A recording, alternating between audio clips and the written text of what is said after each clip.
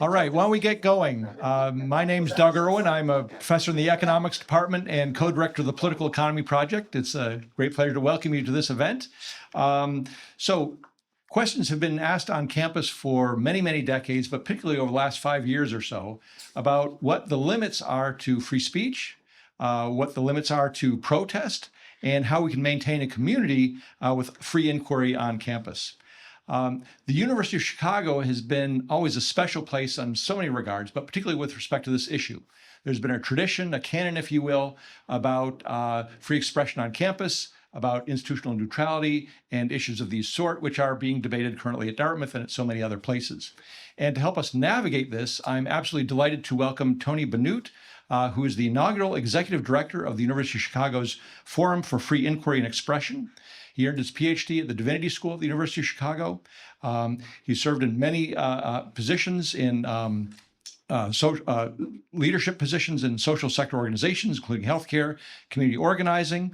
He's a member of the Heterodox Academy and has been a longtime advocate for intellectual diversity and inclusion on academic campuses. In particular, he's here to talk about his book, the Chicago Canon on Free Inquiry and Expression. We'll have free copies for everyone here. And it's a beautiful compilation of documents regarding the University of Chicago's approach to many of these issues. He's spreading the gospel here and wide, and we'd love to hear exactly about the Chicago approach and what we can learn from it for ourselves. So thank you very much for coming. Thanks so much for that. Appreciate it. So if this is a gospel, I appreciate that introduction. You can absolutely contest it and push back. There's nothing sacrosanct about what I'm about to say. And I appreciate the nod to the book. The book is a volume that I co-edited with my colleague, Tom Ginsberg, who's at the law school, a legal scholar. And I'm not the author, and that there's something beautiful about that. I think the author and the authorial tradition is much bigger than either me or Tom. So it's a compendium of texts that we believe exemplify what we call our articulations of the Chicago tradition. And in that sense, they are canon.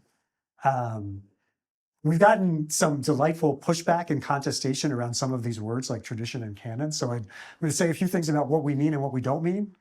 And I was invited to speak first about the Chicago approach and tradition itself.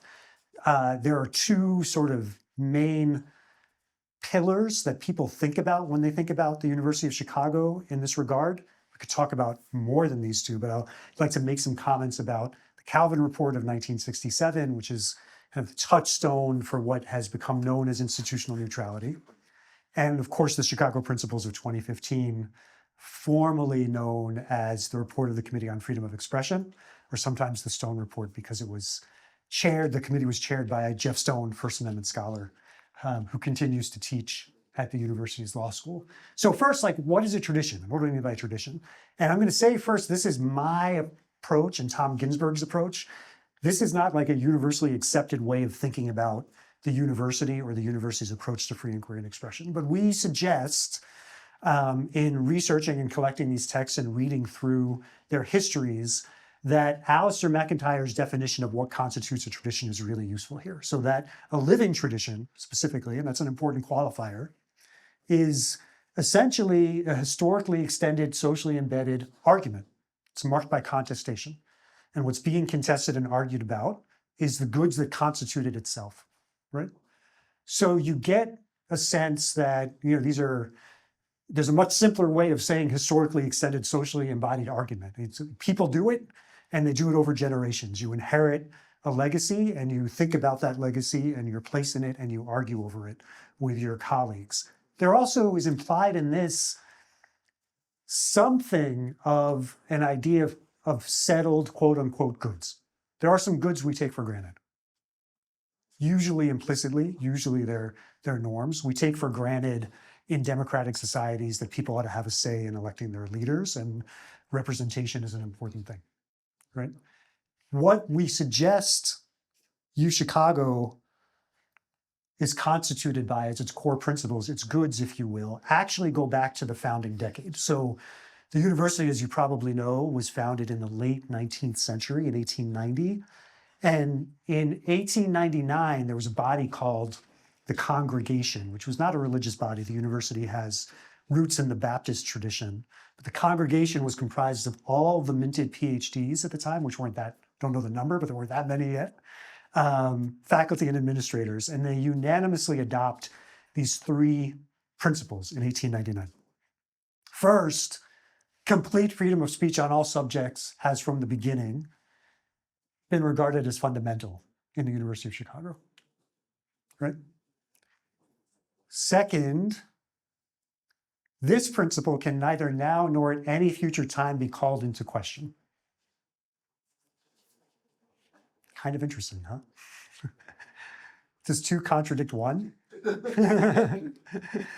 There are, if we had, you could actually do a lot with this. Is this self-refuting? So not to be too philosophically cute, but what does it mean to say can and cannot? So one way of understanding that is it cannot be meaning it's not possible to be called into question, because when you call it into question, you're actually freely expressing yourself, right? So you're embodying and enacting it. Some of my background is in that philosophical tradition. I like that interpretation. The other, like, more typical reaction is this is a prescription on what you can and can't do, and it obviously contradicts one. I don't think they were that dumb, frankly. And the more common, like, governance way of interpreting this is that those who are entrusted with guarding the university's core identity and values should never stray from this value. So if you're the president or the board, you ought to don't ever call into question, meaning consider taking off the table our fundamental commitment to free inquiry and expression. And then third, it's desirable to have it clearly understood that the university as such, i.e. the power structure, the administration, the president's office, does not appear as a disputant on either side of any public question. So if you're familiar with institutional neutrality and some of the conversation around Calvin is produced in 1967. One of the common critiques of Calvin is that it's a reactionary move during the early Vietnam era to say, hey, the university's not going to take a position on what's called rank protests at the time. But actually, there is this incipient or proto-principle early in the first decade of the university that articulates something of, not using the term neutrality, but it articulates something of that idea, right? Of course, there's pushback on this too. There were some cases, some of you might know the case of an instructor named Bemis, who was dismissed, I think, in like 1895 or something like that. Some people read this to be like the the congregation is seeking to cover itself for this violation of academic freedom because Bemis was dismissed. The administration's take, and if you read former dean of the college, John Boyer's History of the University of Chicago, is that Bemis was essentially an underperforming instructor. He was appointed at what is now the Graham School, what was then University Extension Works. And he had a contract that somehow stipulated that he had to essentially cover the costs of employing him, and he was falling short of that. So it's open to contestation, right? Like anything.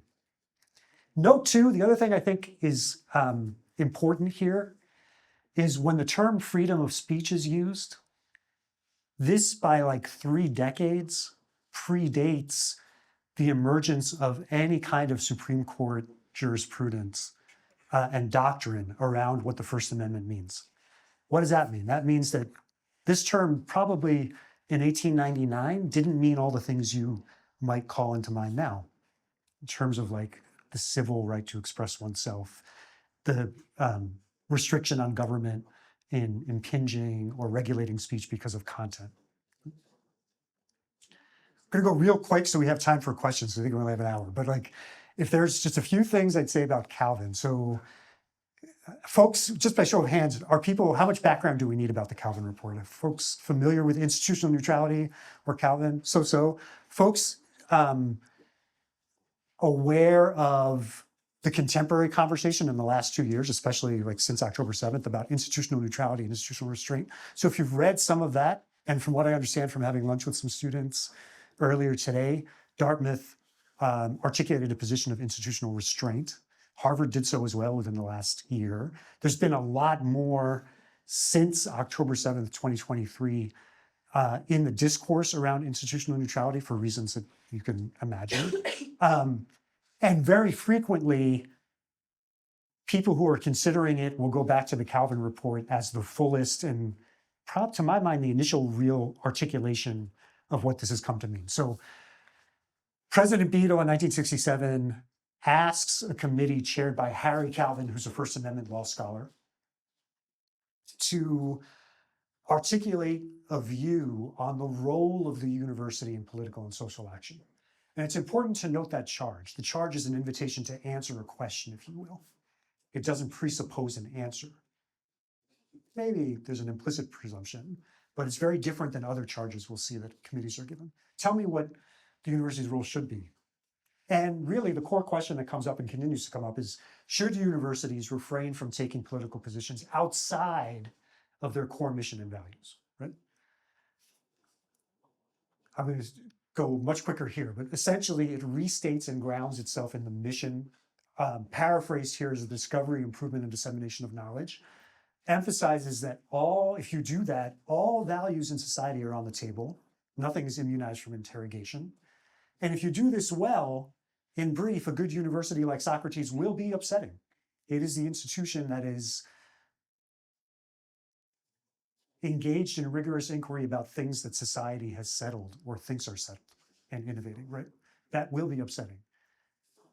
And then it goes on to say the university, and here that means like qua university as an institution itself, is the home and sponsor of critics, but not itself the critic.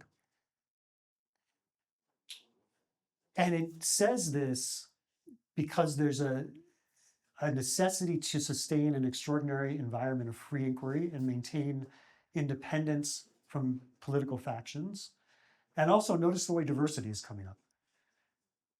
Must embrace, be hospitable to, and encourage the widest diversity of views in its own community. So the posture the institution is taking is restraint, if you like, or neutrality, if you prefer, on opining so as to encourage the widest possible diversity of views and latitude within the community itself. That's the point. Then there are things that are a little bit more contentious. The university cannot take collective action on the issues of the day without endangering the conditions for its existence and effectiveness. Not everyone agrees with this. This is the official principled position of the university. Some people question this and say, well, why not? If it resorts to majority vote, it cannot resort to a majority vote to reach positions on public issues.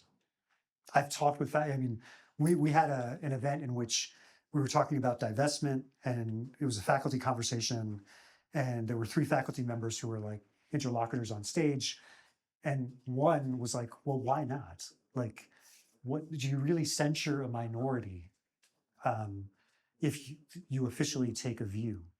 The minority is still free to express its view. So this is a terrain in which there's back and forth and contestation. And then the writers emphasize that this is not about a lack of courage or indifference or insensitivity. This is, again, out of respect for free inquiry and an obligation to cherish a diversity of viewpoints. This term obligation comes up 3 times, diversity comes up 2 times. So there's a real eye towards, we want the widest latitude for open discourse. And that is how we think about then the role of the university as a power structure. And the complement, the flip side of the coin, is the fullest freedom for its faculty and students as individuals to participate in social and political action, right? Excuse me, went too fast there. Political action and social protest. But then, and this is where people argue over neutrality. Like, is it possible to be neutral on some philosophical level?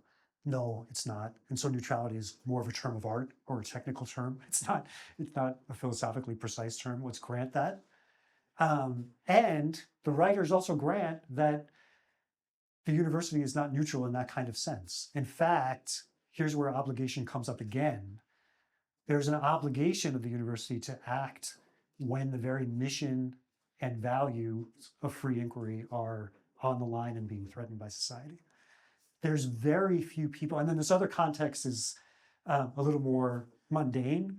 As an institution that has contracts, that owns land, that now runs a hospital, you're going to be doing business, and you can't be neutral in that sense. You're going to be making decisions that affect the community and interact with the community on a social political level.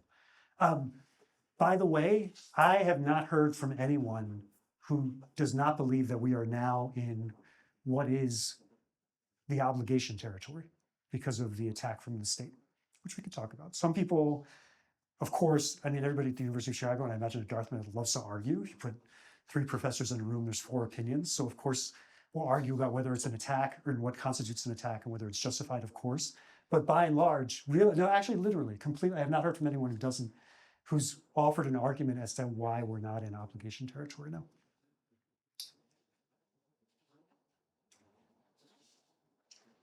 What's become known as the Chicago Principles was not framed as such when it was released in January of 2015. It's the Committee of the Report on Freedom of Expression. And the charge is different here. So note that this time it's not an open question, like tell me what the role is, what should the role be on social and political action. This time, it's taken for granted that there is an overarching commitment to free, robust, and uninhibited debate and deliberation. Draft a statement that articulates that. Right? What's happening in 2015, 2013, 2014, and the late President Bob Zimmer would talk about this. There's a series of speakers who were disinvited from campuses after pushback from students and in some cases faculty. And the administration of Chicago was concerned about this. And so Bob Zimmer appoints Jeff Stone to chair this committee. And what they come up with, you probably know about this, but some highlights: a rearticulation of the university's commitment to free and open inquiry in all matters, fully respects and supports the freedom of all members of the university community to discuss any problem that presents itself. Where is there some contestation on this? I've heard contestation around any problem that presents itself. Or would you wait for problems to come to you? Or do you have the agency to go out and pursue problems as you see fit? I think that's not a very substantive critique. Of course, you have the agency to go ahead and pursue problems. And what does it mean to say all members of the university community? Does it mean, certainly if the lens is academic freedom, faculty and students, academic freedom pertains to faculty members and students, researchers, right? Does academic freedom or the right to fully express yourself on any problem or discuss any problem that presents itself, is that true for the staff that's employed? Is it true for administrators? Is it true for folks that are the groundskeepers, all members of the community? What is that? So there's sometimes push and pull on that. And then here, this essentially follows the logic of First Amendment doctrine. Like, it is not the role of the university to attempt to shield individuals from ideas and opinions they find unwelcome, disagreeable, or even deeply offensive. The powers that be should not shield individuals from those things. Rather, we do all have an obligation to create a community, a responsibility for maintaining a climate of mutual respect. But that never justifies, civility and mutual respect are not justification for closing off discussion of things that people may find disagreeable or offensive.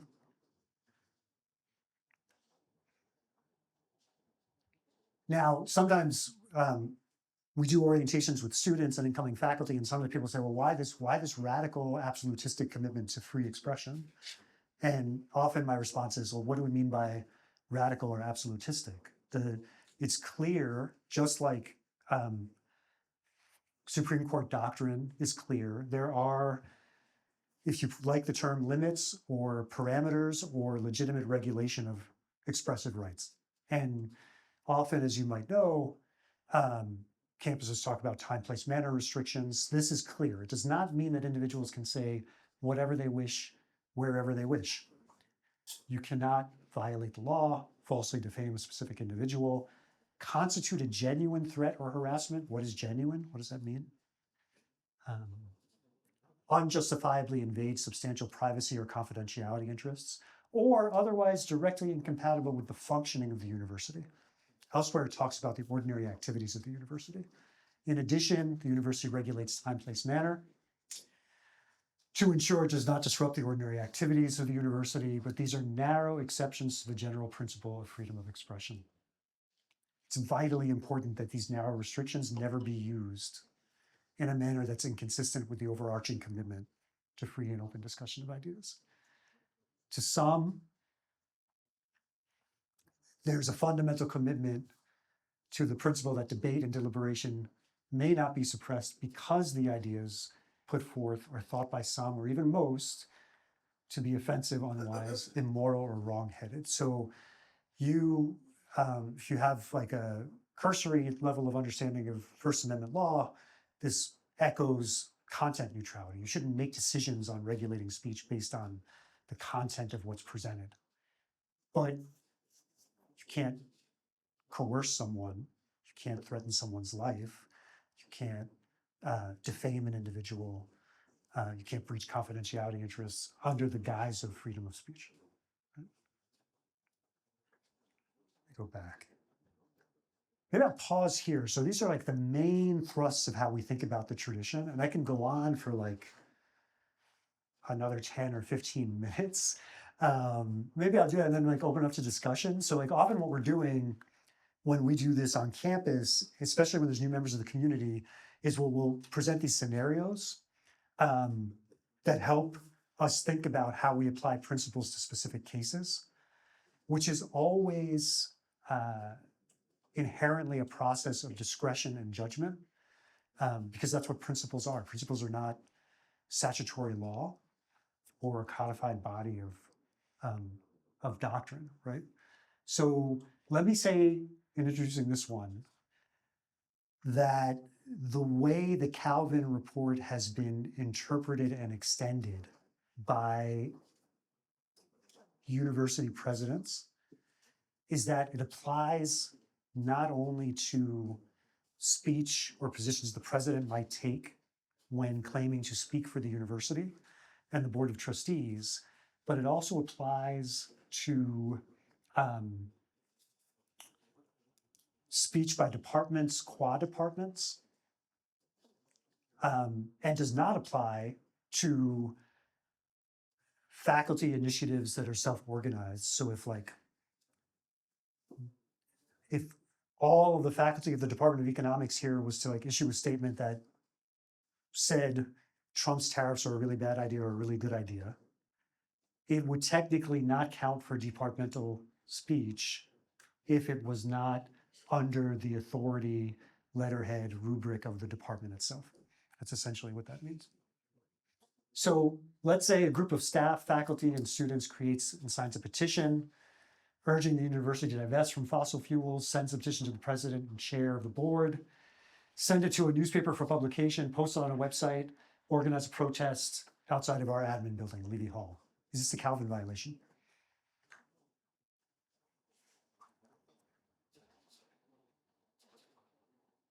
Wouldn't think so. Not at all. Not at all. This might seem basic, but it's sometimes very helpful to orient, especially new people to the community, to understand that you still have rights. You can self-organize and you can apply pressure and protest in different ways. The only thing that I would wonder about when you say protest is the protest disruptive? Yeah. To the operation, because that Yeah. goes back to time, place, and manner, right? And that's a little bit vague here. Right. So correct. And what is disruption? Disruption seems also like a subjective Very much kind so. of judgment call. So had we like maybe 2 hours, we talk about two other reports that are in the book. One is the report from the Committee on Protest and Dissent, which articulates a statement about how the guiding principles for how we think about disruptive activity and protest. And essentially the way we approach it, one, notable things in that report, the absence of protest and dissent on a university campus should be cause for concern, not its presence. Right? Universities by their nature are places where there is dissenting opinion and protest and a contestation of ideas. Two, and this is going to sound pretty rudimentary, like I, right now in this context, am quote unquote an authorized speaker here, right? Therefore, I think Dartmouth's policies would affirm I have the full latitude to express the views that I hold, and members of the community do not have the right to prevent me from doing that, right? Do members of the community have the right to protest my presence here? Yes. Do members of the community have the right to stand up and say, hey, you're full of crap. Yes, probably. Right? I don't know if that violates a code of conduct, but in Chicago they would. But the line would be when you prevent me from actually delivering the comments I came here to deliver. And typically when push comes to shove in fora that we've held in which there is that kind of disruptive activity, there's usually some administrative representative or security or dean on call who will approach the person and say, hey, you can certainly make your view known. The guest, this person here is authorized to speak. You're violating that person's right, and you're violating the rights of the listener, by the way, to hear the message, right? So that's one way to think about it. You can hold a sign outside of a building. Can you blockade the doorway? Right. You know, I guess my question, and maybe we can save this for later if you want, but I'm just curious about how the Chicago policies would apply to something like what happened here May 1st last year with the tents on the green. yeah, Like they weren't really interfering in anything, right? It was a protest, it wasn't violent, and yet there were like 90 arrests. yeah. How would that? I don't have enough knowledge to, with any kind of semblance of authority, comment on what happened here. Yeah. I just have some understandings and what I've read in the media, and a great lunch I had with students earlier that informed me of some aspects of this. And I know enough not to believe everything I read in the media is Of the whole course. story. Right, So, but yeah. so I'll refrain on that. But Yeah. I do know more about the University of Chicago's own experience Sure, of an encampment that lasted 9 days, Yeah, right? yeah, yeah. Where, on day one, so first, I think this is similar here too, you can correct me if I'm wrong, but there is a prohibition on unauthorized structures on the main quad, the green, right? So you can't erect a tent or install a sculpture or something. You can, at Chicago, get a permit or authorization to do so. But I think there's also a prohibition on like overnight, staying on the public space overnight. So we had an encampment. I think first day was maybe a dozen or more tents or something like that. And that day, the president put out an email to the community that I'm sure you can find online that basically said, so I want to recognize that time, place, manner restrictions have been violated. And in deference to the principle of free expression, which is our first principle. I'm not sure if he often talks about it as our first principle. I'm not sure if he put it in this note or not. We are going to allow the encampment to continue because expressive rights are really important here. And it might get to the point where it interferes with the freedoms and the rights and privileges of other people here and the ability to learn and teach our core functions. And we might have to make different decisions. Long story shorter, it went on for about 9 days. There were 2 other messages to the community, and then it was forcibly removed, right?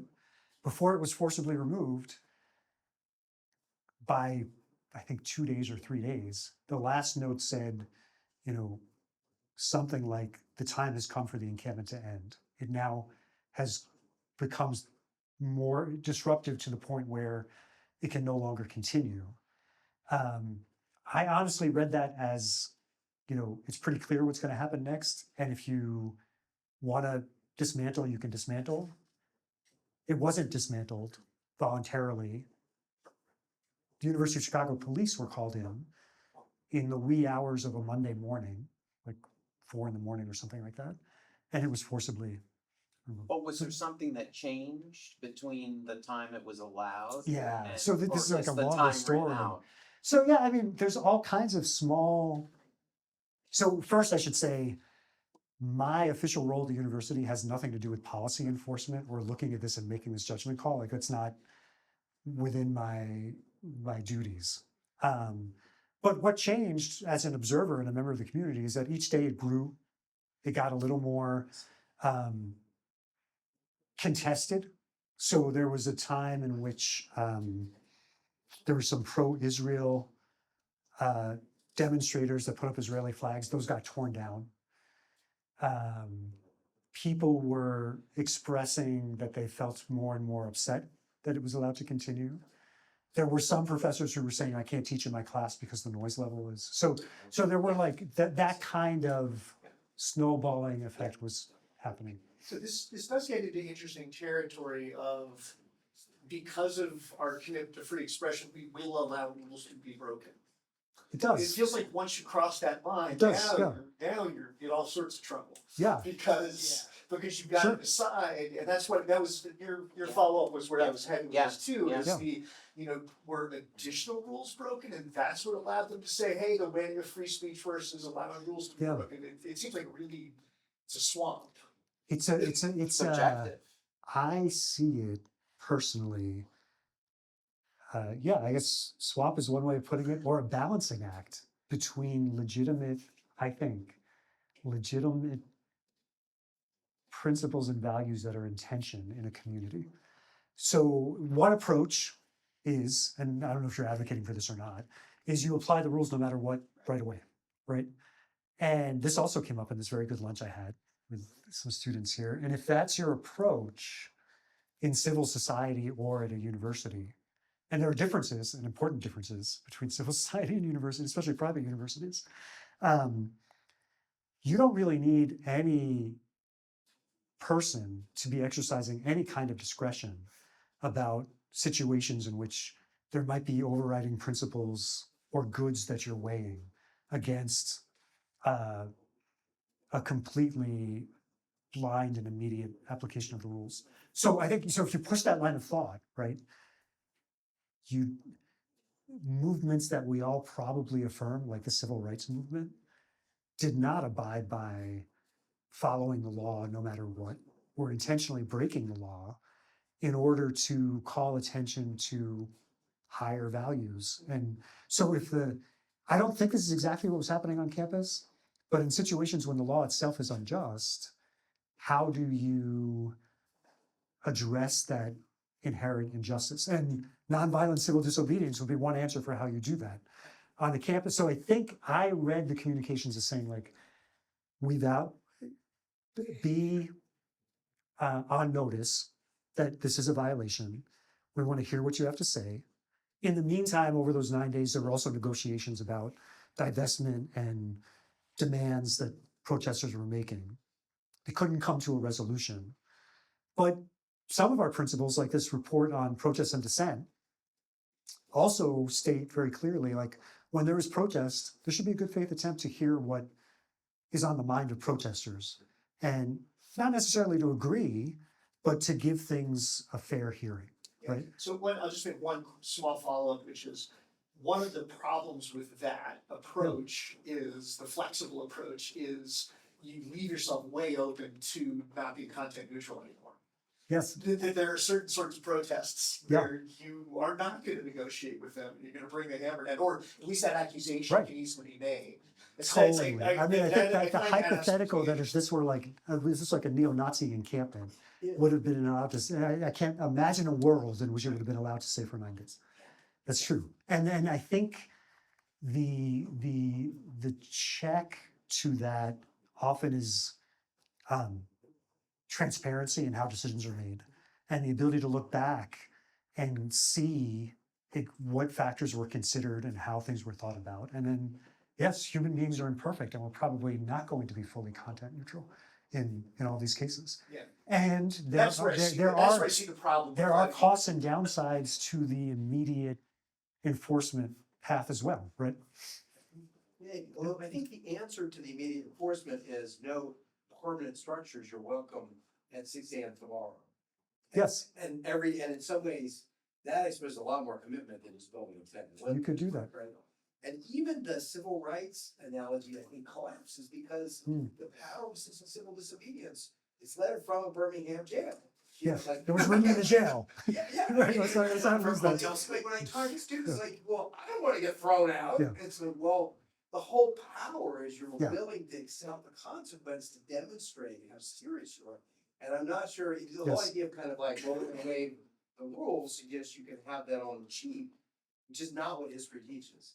Yeah, I completely agree on the sometimes misguided and hypocritical response that the rules should not, consequences should not be enforced for things we know are in violation of the rules. If you want to make the rules in obedience to a higher principle, the tradition I'm aware of nonviolent civil disobedience would welcome the consequences. That's part of the point, Yeah. right? To rouse a greater conscience and understanding of justice. Yeah, and we're not going away. We're not. I think, honestly, I mean, my own view is that we're unlikely to see we're not this year seeing the same kind of lenience vis-a-vis encampments that we did last year. Like, I think campuses have learned better how to approach this. And, at Columbia last week, there were 80 arrests or something very, very quickly when there was a disruption that vandalized the library, that sent 2 security officers out on gurneys because they were injured. It said it was much quicker. So I think we're learning, right? Collectively. Yeah, please.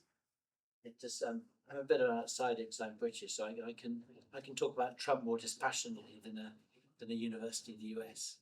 But don't you think some of that adjustment to policy around encampments has actually been a sort of consequence of the line being taken by the US government?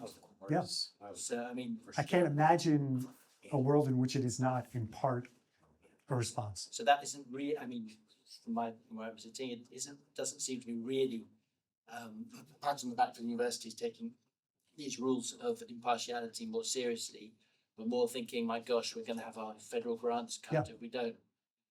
Self-preservation. So Yeah, there's no doubt that it's politically highly impolitic. So I think this brings me back to what the gentleman here was saying about the importance of the rules for preserving the impartiality principle. Because the reason, partly, why it seems that the Trump administration's intervened, was that it was felt that because the protests were by and large left-leaning on campuses, pro by and large, not entirely, but by and large pro-Palestine and pro all the baggage that comes with that. Because being pro-Palestine isn't just a single issue, a stance.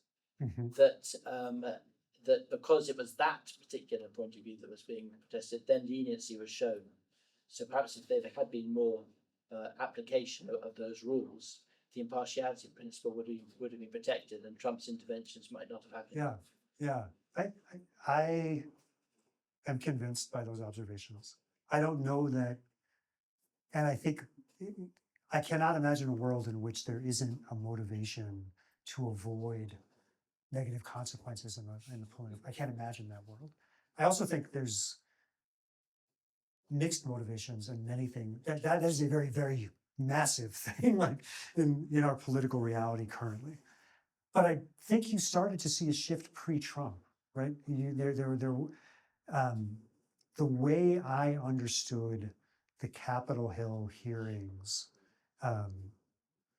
with Claudine Gay and others, the first round, was that the subtext was really hypocrisy. Like if you are running a campus that is hypersensitive to microaggressions and policing speech when it comes to protecting what you see as vulnerable populations, how is it that you're playing a totally different card and singing a different tune when it comes to things that Jewish students are saying are threatening them, right? So I think there is absolutely a dominant leftward shift, especially on elite campuses, especially over the last north of a decade. And it was reflective in some of how these things played out. So where does microaggression fit in with this picture? Sorry, can you say that again? Where does the idea or the way that microaggression is perceived and managed fit into this? Because it doesn't really seem to me to fit with that Calvin report or the. I can only speak for Chicago in terms of there's nothing that I raised that example simply to say it was pretty glaringly obvious when I was watching those hearings that 3 preeminent higher ed leaders were presenting themselves as champions of free speech when the institutions that they run were falling short in all kinds of ways prior to those hearings. You know, So do you think that's why they were undone?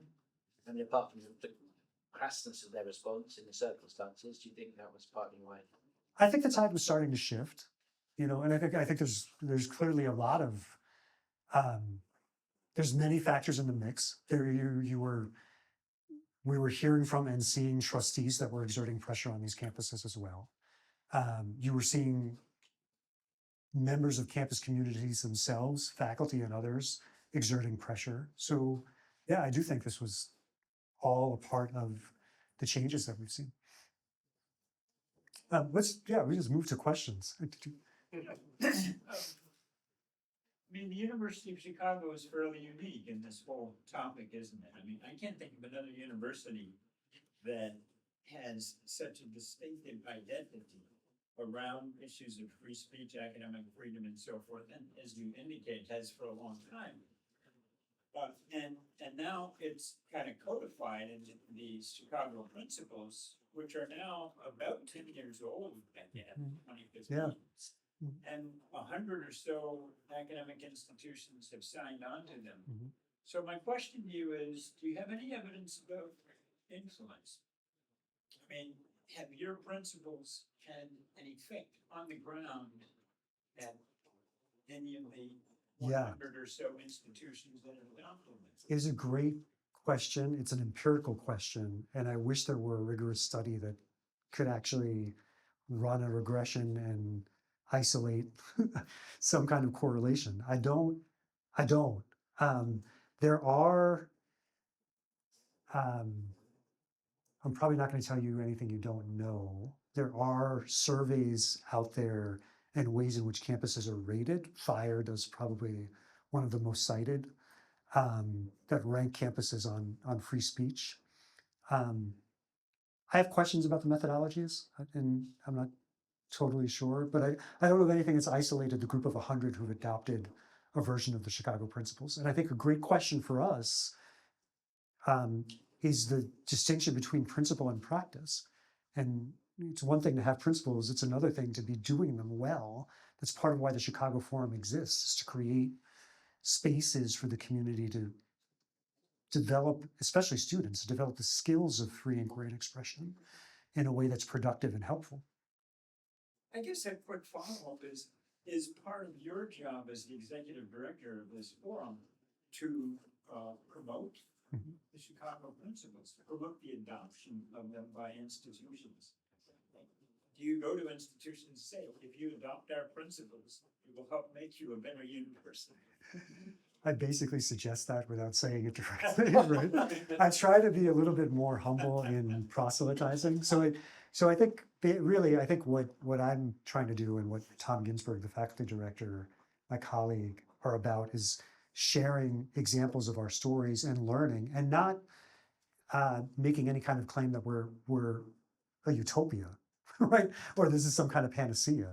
I personally think a lot about the core mission and purpose of particular institutions that could differ. Like we were founded at a certain period, the progressive era, with a certain ethos that sort of codified these things early on.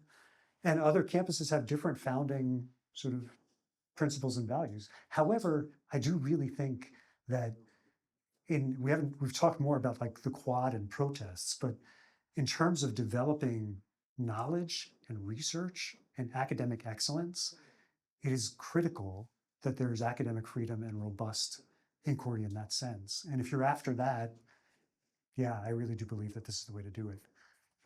I have a couple of questions about how allying with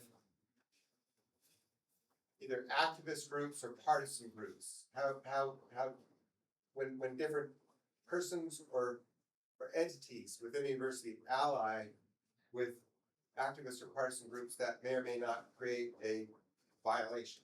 So suppose that the Political Economy Project in Dartmouth allies with a group called Free Gaza to hold an event that advocates for certain policies with respect to Israel's conduct in Gaza for the future of, politics there. And would that be okay, it's not Dartmouth, it's Yeah. not Dartmouth College, it's an entity within Dartmouth College, political economy project. Mhm. And, but, you know, we're allying with this activist group, is that, I'll tell you like the way I think about that, yeah, just the way I would personally would think about that. I don't have a direct answer, but it's that's great. observations on method. And here's, I appreciate is it. like, it absolutely relates to, I think fundamentally, what the mission of the political economy project is. And I suspect that allying with a particular cause on any political agenda, I question like, why does the political economy project exist? Is it to ask questions about what constitutes? Okay, let me spin the example just Yeah. a minute. Now it's the humanities. So this is where it gets And- more interesting. And the Yeah, Humanities Institute, you know, the person who directs the Humanities Institute says, the humanities are about fighting oppression. yes, The humanities are about liberating the human spirit and the, you know, and human beings. And we, the humanities, are standing with the oppressed. That's why we're allying with, you know, I don't want to get this particular conflict in and all its complexities, you know, free X the oppressed. That's Yep. why we stand with that group. Is that? I personally think that would be reflective of an ideological orthodoxy within the understanding of the purpose of the humanities. Yeah. And so but I'll up the ante and give you something even more vexing. What about Well, the women's studies department saying we have to take a position against Dodd? Yeah. Because we're the we're women's the women's studies. studies department. So there are, or the Center for Race, Politics, and Culture saying we have to be in solidarity with Black Lives our Matter. Black neighbors here on the south side of Chicago, because this when it is constitutive of your mission and purpose, it gets much more vexing, right? So I think to my mind, when we talk about academic disciplines or areas of inquiry, like the humanities, Yeah. there is much more openness in terms of like we investigate questions about what makes human life worthwhile. I don't mean to monopolize it, just want to follow up. Yeah. I mean, in the background, there's this sort of Marxist idea of praxis. And then, you know, the 10th thesis of Feuerbach, which is Marx writing or Mhm. 10 little pithy things is, so the purpose of, you know, science is not merely to understand the world, but to change To it. change it, yeah. And so this is how people understand their academic work, that it's Right. part of changing the world to fight oppression. Oh. And so, you know, Well, my question is kind of like, to what extent do the Calvin principles reject this understanding of scholarship as praxis? Say, no, the purpose of academic, you know, the purpose of scholarship is not to change the world, it's to understand the world. I think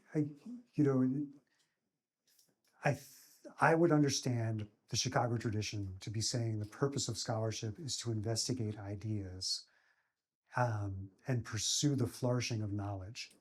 And those ideas will have an effect on the world. But it is not for the institution, Calvin would add to this, I think, it's not for the institution qua institution to opine on the direction of those changes or the substantive political and social nature of those changes. However, the individual faculty member is absolutely free to do so. You know, if you're a Marxist who's going to cite 10 theses against Feuerbach and say, this is the purpose, you're absolutely free to do that. I think this is what it means to be a community, the sponsor of critics, but not the critic itself. Yeah, please. What's the most intelligent pushback from the universities you talk to? That's a great question, and I have some slides on that. Common critiques of Chicago. And I would love to hear more. Actually, because this is like John Stuart Mill. Like if you understand only your own argument, you understand little of that. So I've learned from these. So one is UChicago's rhetoric is just branding. It's reducible to branding. Given that the administration and departments at UChicago have in fact made statements outside of UChicago's mission. I don't know if this is a very convincing critique to me. This is common. I won't name the president of another university who likes to say this. I think it's a misreading of the tradition in that I don't think it's reducible to branding. And it's quite a claim that everything is merely or entirely reducible to branding. And I think it sort of suggests that the University of Chicago thinks that we can create a perfect environment that never makes mistakes. Like, I don't personally have that politically utopic view about any human institution. So the existence of mistakes and missteps is not evidence of, a power play for the purposes of branding and marketing. That's one. This is similar. It's entirely reactionary, and it comes into being when powers that be develop policies to quell dissent or protests. And you can look at what is deemed to be unwarranted dismissal of academics, like Bemis, who I talked about in 1895. There's another case in like the late 1960s, a woman named Marlene Dixon, who students that were protesting the war in Vietnam were very upset that she was also dismissed. She was apparently a part of these protests too. The story is much more complicated. I actually learned a lot reading Hannah Gray's memoir, which I'd highly called An Academic Life. Hannah Gray is 94, president emerita of the University of Chicago. She's brilliant and continues to participate in our programs. She also chaired the committee that investigated, when she was a faculty member, this dismissal. And it turns out that this Dixon was not tenured, and she was not a good professor at all, and her contract wasn't renewed. So people talk about Dixon and Bemis as examples of no, this is just BS. It's Calvin was produced and the principles were first articulated in 1899 or 1900 because of these. And then this, I think philosophically, for me personally, the most interesting questions are around neutrality and what we mean by neutrality. And this claim is one that the Association of American University Professors is now making, that institutional neutrality is neither necessary nor sufficient for free inquiry and expression. And I think it's a little bit misguided because there is no claim being made in the tradition that it is either necessary nor sufficient for free inquiry and expression or academic freedom. And I have some more thoughts on that. But these are some of the critiques that are most common and that I find most interesting. We have two student questions. Yeah, please. Sorry, I'm losing sight of hands. Yeah. Yeah, go ahead. so I kind of wanted to go back to the point that Professor Muirhead was raising, which is, I think where a lot of these principles get most tricky is how they manifest in the classroom setting and in academic departments.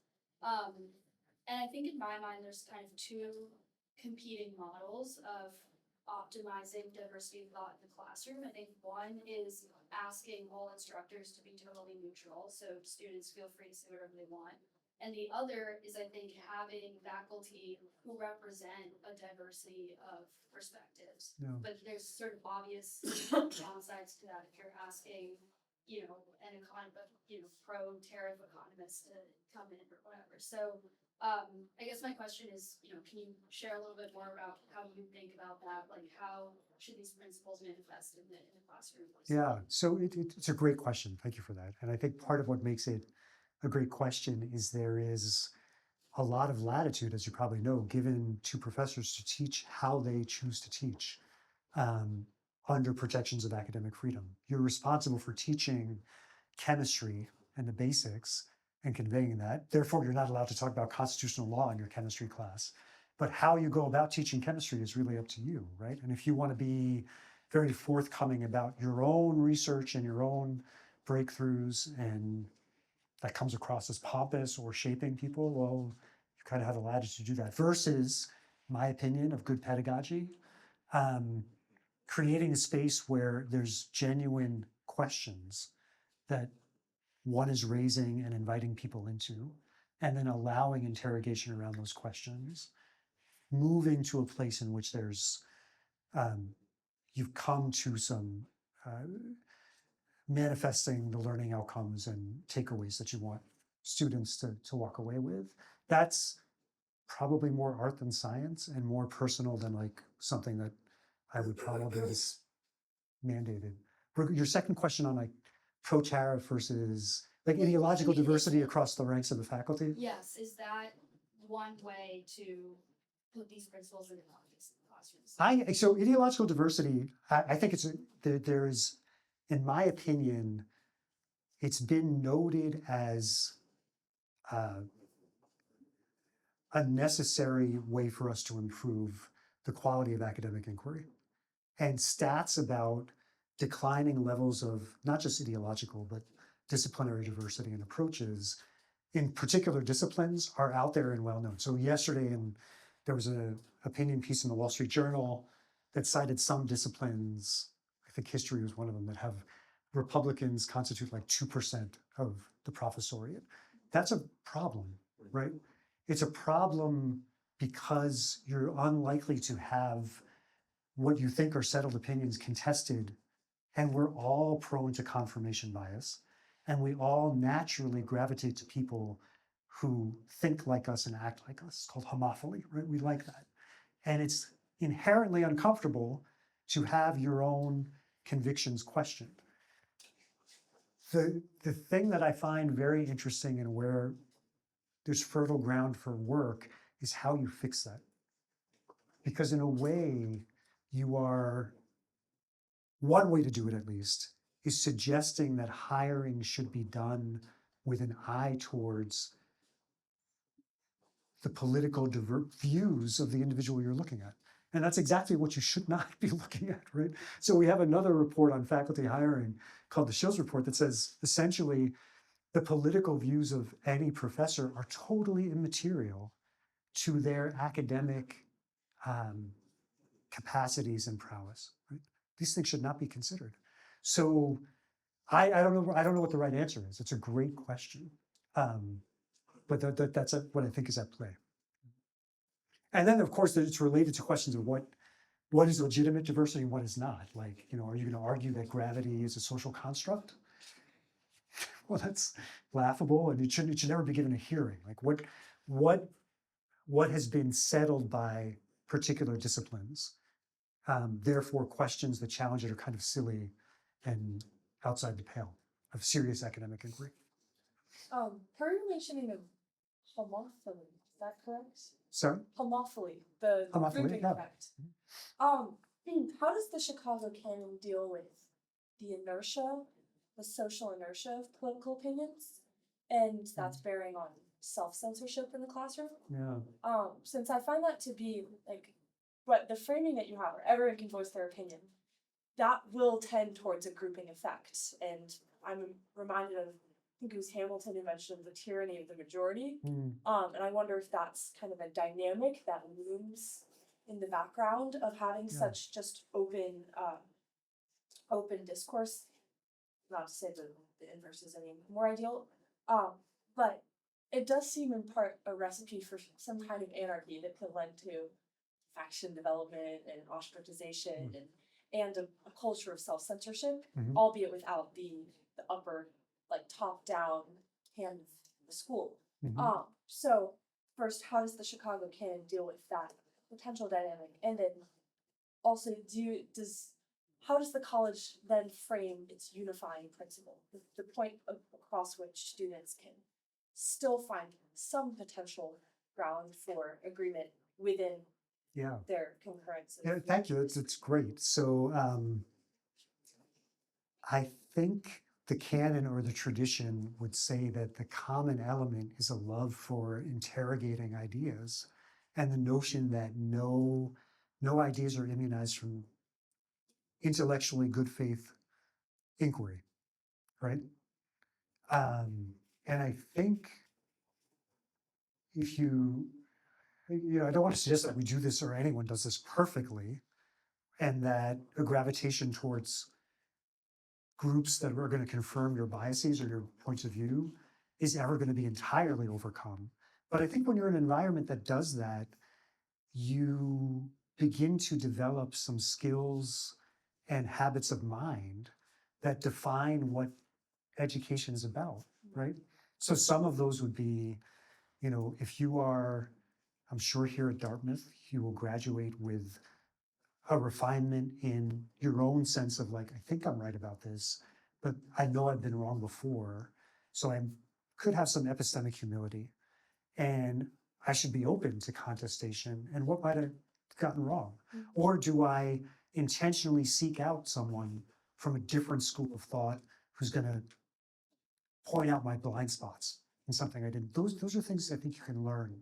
And I like to think environments that prize free inquiry and expression and strive towards that create those habits in people. Your second question, I'm sorry. Oh, just a potential culture of self-censorship. Yeah, so that's a great question too, because I think there's all kinds of outside forces that it's tough to know that even if you are empowered or encouraged by a professor in a classroom to offer a dissenting view, to know that your peers might ostracize or shun because of that is really tough. And the stakes of that are higher now in a digitized world, right? So that's clearly happening.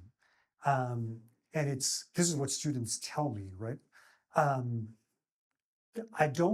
Ways that can be abated a little bit that I've seen and that we've experimented with at the forum is to sometimes invite conversations in which we just ask people to respect confidentiality or operate under the Chatham House rule, not post or record things, being very intentional about the conditions we want to create and support for good academic work up front. It's not going to solve everything because the broader forces are bigger than just doing that, but I think they're helpful steps. I also think universities are not, there's something you said, like the unifying thread, did you put it that way, is a commitment to reason and inquiry, right? So former President Levy, a year after Calvin is produced, gives his inauguration speech, and he says, like, universities are not neutral. They believe in reason, they believe in free inquiry. These are not neutral things, right? And it's very interesting to read that 1 year after a document that everyone holds up as like the foundation for institutional neutrality, right? So clearly there are things that we're not neutral on. I just want to connect Russ's comment to what you said. I think that the departmental statements are remarkably pernicious in part because of what you responded. Well, of course, the women's studies department's going to say something about that. I don't think that's obvious at all. Yeah. Right? My sense would be, well, there are more fetuses or female aborted worldwide. Like, and so you have this almost tautology, which is if something is so obvious that it requires a statement, then the statement's meaningless. Yeah. And if there's some gray area, then you have just squat. You walk in your women's studies class and someone says, let's talk about abortion, knowing that everybody in the department has just issued a statement on God. I think it's a terrible thing.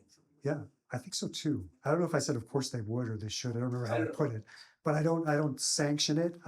But I do see the complications when it's within how you understand your discipline to be constituted. So maybe a less controversial one is like, if you work in public health, you are about attending to disparities in health outcomes based on diverse populations.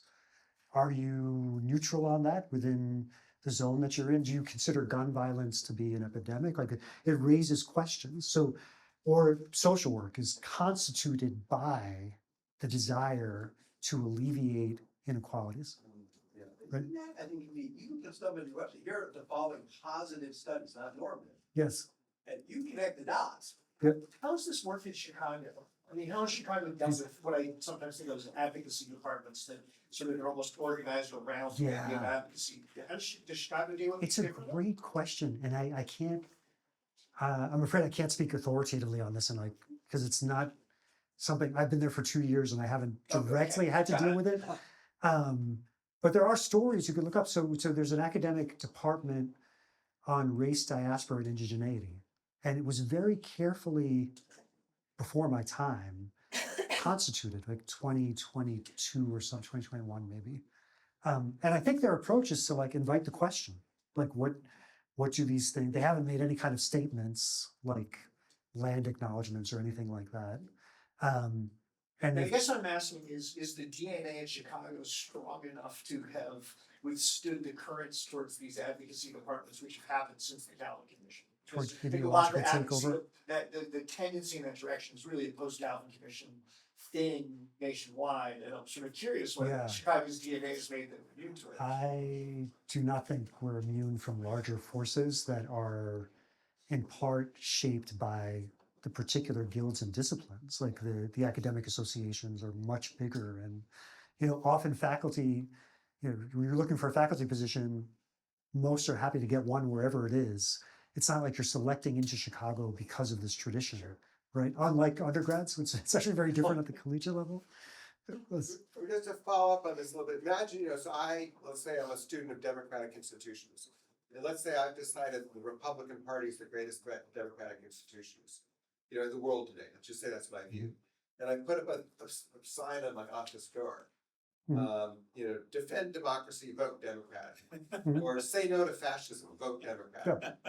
And, this isn't the Department of Government, it's not the social sciences division. It's just your office door. College, it's just me. Yep. But, I don't know if I've technically violated a rule that the provost could kind of enforce against me. I feel like I have definitely violated the norms of my vocation when I put that sign on my door. And, for one thing, I'm telling students, if you are a Republican, hide that view around me, unless you're very courageous about, confronting a professor, or don't take my class.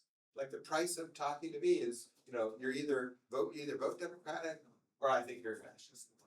And so I think it'd be okay for a provost to chastise a professor who did that. Say, this may not be a formal violation of our principles such that we're gonna, bring sandblaster in and clean your office door, but we think you're falling short of your professional responsibilities. And I think I see it along the same lines. Like it's not technically a violation of policy. We have professors who put things on their office doors that express their political meanings. And at the same time, I see what you're getting at. And I also think others might know more, but to my mind, the way we collectively have thought about academic freedom, AAUP, Dewey's early insights, I'm not convinced that it's wrestled enough with what I might call pedagogical malfeasance. Like what are things you do that actually reasonably could impinge on the ability of your students to learn or to come to you in a spirit of openness? Like my view only is that there's this question I have around what I would call pedagogical malfeasance that feels under theorized. Yeah. And I think so I resonate with what you're saying. Let's go to two student questions on the third. Great. So let's go for Brendan. Yeah, just a quick comment on this topic. Like, I can definitely say from the student perspective, there's no doubt sorting among students, like ideological sorting into academic departments and certainly into classes.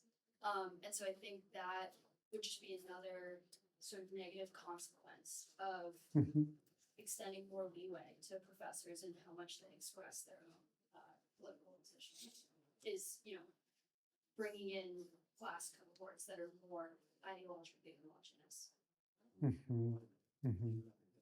There's an interesting piece in I can't recall if it's Real Education. I can find it and share it if it's of interest, but schoolhouse.org, which Sal Khan, it's a nonprofit that Sal Khan has been behind, is developing a program for high school students called Dialogues. I think it's simply called Dialogues, which inculcates sort of habits and an ability to have respectful conversations across deep difference. And a set of schools, I was happy to see our VP of admissions quoted in this article, are considering those skills for admissions criteria with an eye towards creating an incoming class that includes more people who can have robust, respectful exchange over difference, whatever their individual point of view might be. If you haven't spoken. Actually, yeah, go ahead. So the Ethics Institute here brought a speaker a couple weeks ago, and he kind of talked about how the American legal scholarly tradition is very black and white in the way it mediates rights conflicts. And he kind of cited Masterpiece Cake Shop or Masterpiece Bake Shop or whatever it was, the case about like selling the cake to the gay couple, and how each side had these wild like slippery slope ideas for what would happen if the other side won. Like the cake baker was saying, oh, if you compel me to sell this cake to this gay couple, you could compel like a Jewish person to sell a cake to a Nazi. And then the gay couple was saying, oh, like all this is inviting is like rampant discrimination on any First Amendment ground. But the speaker's thesis was kind of like, what if we didn't look at rights conflicts so black and white and just allowed for like a coexistence of rights and just more narrowly tailor our decisions around those rights? And he cited like this like German decision about the constitutional right to feed a pigeon in a park. That in America would have been like, oh gosh, if you give someone a right to feed a pigeon in a park, do they have the right to like cut a tree down in a park, sleep wherever they want in a park? What's that going to do? And I'm curious if you think that like the Chicago principles in 2015 do leave room for like a conflicting rights interest. Like we were talking about, oh, if U Chicago allows a pro-Palestinian encampment up for 9 days, are they going to allow a neo-Nazi encampment up for 9 days? I think obviously the answer is no, and I think there's some nuance there. Like the fact is there's not going to be a significant amount of students or faculty who are supporting a neo-Nazi encampment, regardless if there's some like stragglers who are doing so.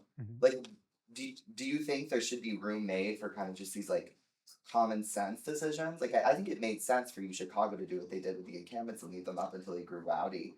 And do you think the Chicago principles make room for that, or like should they not? Should U Chicago just narrowly tailor all of its, and every university just narrowly tailor their decisions? Yeah. It sounds like that was a great talk, and I would love to understand more of what the speaker was putting on the table. But from what you're saying, I guess my reaction is that the Chicago principles are just that. I understand them as a principle, not as a codification of statutes or like, here's what you do in this case, right? They don't state how they are applied in particular moments of challenge or contestation. I think that's an advantage, right? So I see that as a directional articulation of a North Star or values. And life is going to be messy.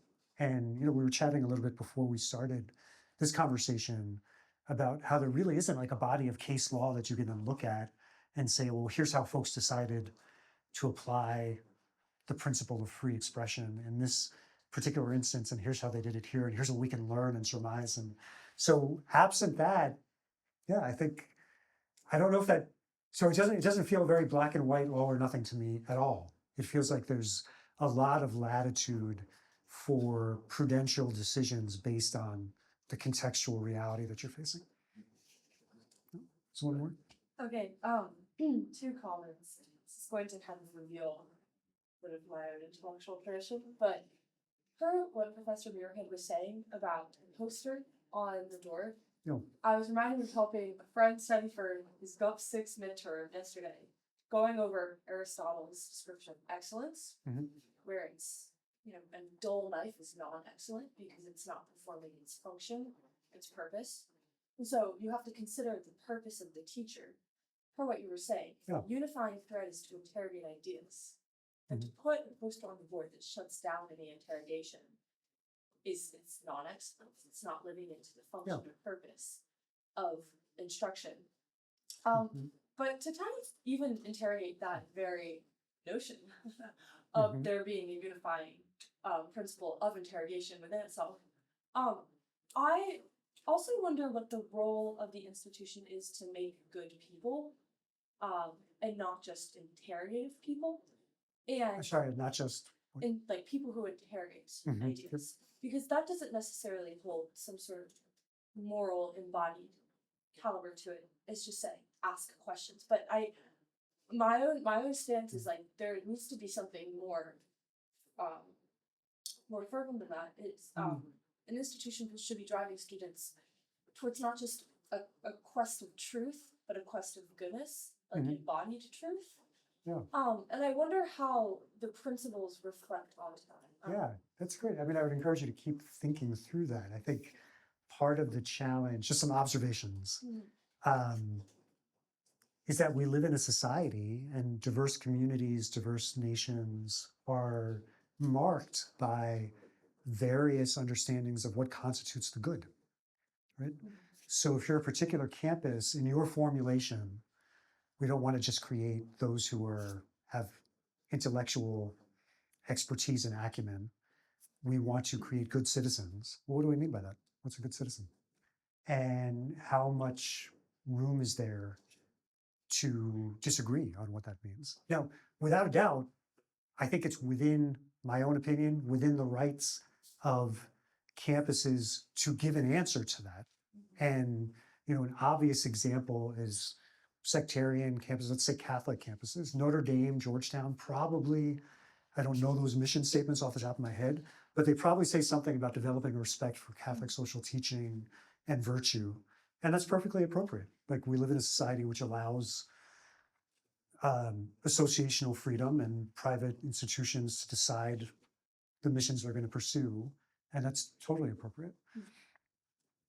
Yeah, thanks. And I love Aristotle, and the teleological understanding is a great way to understand, I think, like, what is the actual purpose of this enterprise? I think, as Professor Muirhead put it, like, you say, like, you use the term vocation. It's like, you're falling short of the purposes of your vocation if you do that. It's a great way to think about it. Yep. Essentially, that Really really quick. quick to say, Yeah. 2 quick questions. Yep. If you have any slides. Oh, yeah, I've got more, but that's okay. Okay. Yeah, that's Take okay. 2 quick questions. Yeah, just a quick question about this recent, I can't remember the name of it, but the letter of all the institutions. Yeah, I believe Chicago did not sign that's it. correct. Yes. And so what was the reasoning that the administration provided, since Yeah. this is seemingly related to its Oh. operational, Yeah. existence and as an institution? Well, I honestly don't know. Like, the administration did not provide any public reasoning, and I don't have any inside knowledge as to why. So the name of the letter was a call for constructive engagement. Yeah. And this was put out by the American Association of Colleges and Universities, ACNU. The New York Times covered it a couple weeks ago when it came out. Dartmouth did not sign. Correct. Vanderbilt did not sign. Yeah. They are both led by Right. presidents, chancellor president, who came out of the Chicago tradition. Chicago did not sign. Yeah. Yeah, I don't know if I could say I have opinions, but I'm not sure that I can say I don't have any inside knowledge. Okay. It did seem to me, honestly, it seemed like it could have been a stronger statement. A call for constructive engagement seemed kind of lowest common denominator, anodyne sort of language. I think your president did say something like, Dartmouth has a distinctive voice and we want that distinctive voice to be out there. Did I read that right? Yes. Do you recall that? Yeah. So I imagine there's some balance between, like, attaching to a collective voice versus having a distinctive voice. I also think that, so even though, you might be hearkening back to, like, the Calvin obligation clause, which I think says nothing about how to act and what is prudential action, right? So I think sometimes in these conversations, people, you didn't put it this way, but people will say, right now, the university's mission and core values are in fact under assault. Why didn't you act? I don't think that follows. There's still the question of how should you act, Yeah. and what constitutes good action, and what might be unwise and what might be wise. So I don't really have a substantive opinion about that letter per se, but I imagine these are the things that university leaders need to think about. Okay, we got time for one more? Last quick question. Thank you. I was just wondering, after what the professor's over here, whether I'll read your book with great interest, whether you've made a strong philosophical case for the persistence of your principles, because it does seem to me that the world has, to use a word, has epistemically shifted a lot since 1899. I mean, for example, the professor here was saying, the Marxist idea of knowledge having an ethic embedded in it of change. Yeah. But also, of course, in some circles, the very idea of objectivity, neutrality, and truth has come Yep. under radical attack. It's my truth, it's not truth. It's so those are obviously very, very different epistemic takes on the world. Yep. So my question is, have in your book and ongoing, is Chicago actually making a philosophical case for the need for these principles to persist? Thank you. That's a great idea for my next book. I think it would be outside of the domain of, like, any kind of official university thing. But I do think it's super fascinating, worthy territory to take on. Personally, so not speaking for the university, I've written a couple of opinion pieces that get at this. So there's been some stuff in the Chronicle of Higher Ed where one of my colleagues wrote pieces that called into question the possibility of neutrality, and essentially claimed that it was a false notion. And I wrote a response to that. So I have things I put out there, but I'm, my own academic training is in like moral and ethical and political theory. So I find these questions fascinating, but it would be a personal project. Well, thank you for a very stimulating talk. Thanks for having me. Appreciate it.